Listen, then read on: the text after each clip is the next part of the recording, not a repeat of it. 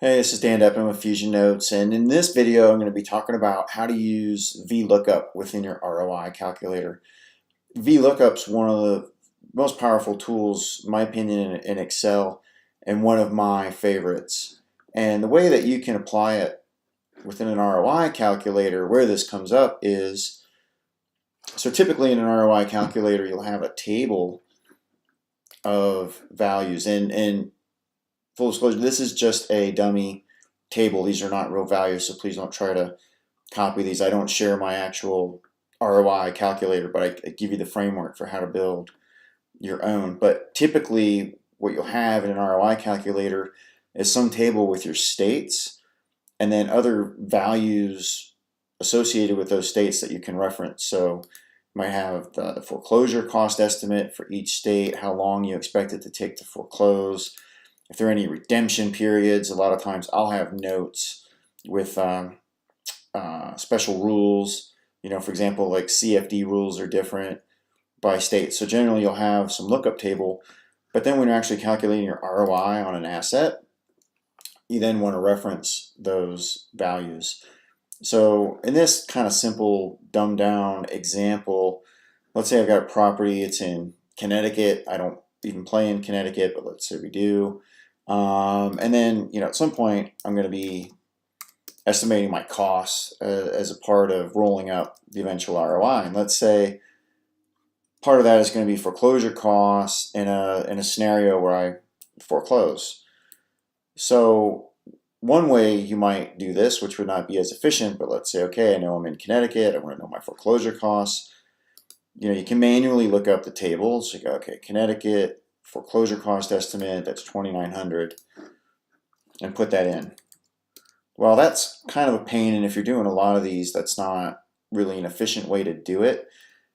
It also sets you up to make errors when you're manually entering in things, right? Because now if I'm doing this one in Connecticut and I come back later and I'm doing one in Michigan, if I'm hardwiring values in there, it becomes very easy to leave things behind, and it can cause you to make errors. But to automate this a little bit, you can use the vlookup function.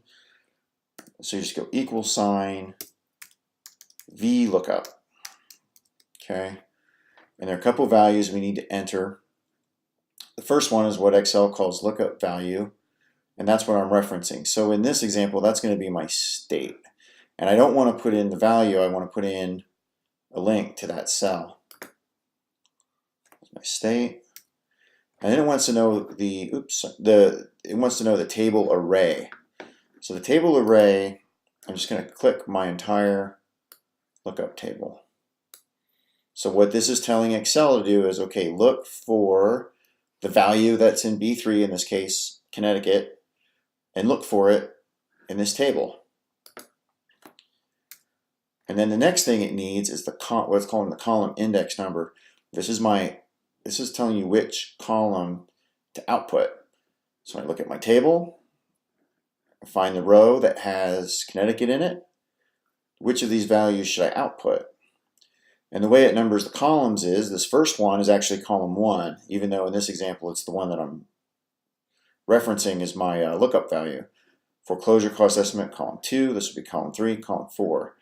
So since I want the foreclosure cost estimate, I want it to output column 2.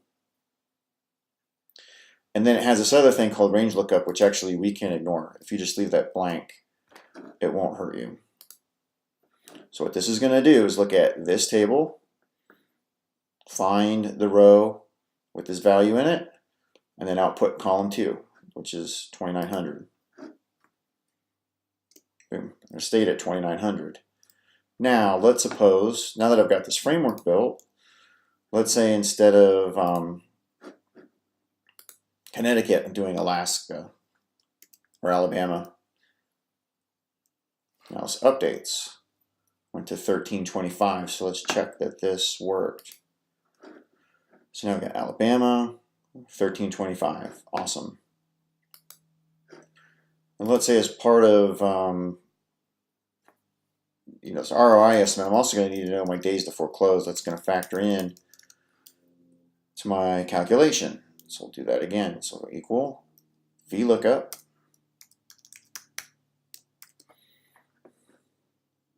my lookup value, add my table array. I'm just going to drag the whole table. I can take the headers and everything. That's fine.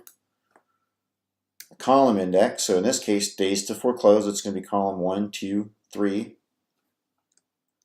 And I can ignore range lookup. And now I get 80 days to foreclose in Alabama, which that checks. Now if I change this to California,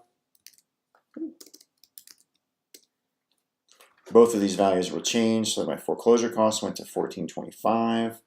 My days to foreclosure went to 138. Let's check that.